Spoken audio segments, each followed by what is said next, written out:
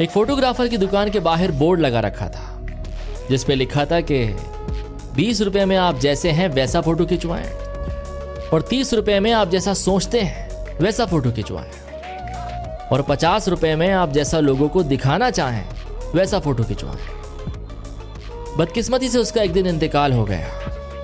उसका एक बेटा भी था जिसे दिखावे का बहुत शौक था। कभी बाप की दुकान नहीं आया था। बाप के मरने के बाद जब उसने दुकान खोली तो उसे साफ सफाई के दौरान एक डायरी मिली जिसमें लिखा था, बेटा मैंने जिंदगी भर फोटो खींचे लेकिन किसी ने भी आज तक 20 रुपए वाला फोटो नहीं खिंचवाया। सभी ने 50 रुपए वाला फोटो खिंचवाया। बस कुछ ऐसी हकीकत है हमारी जिंदगी की। हम दिखावे के लिए तो जी रहे हैं, कभी खुद की जिंदगी के लिए जिए ही नहीं। कौन सी 20 रुपए वाली।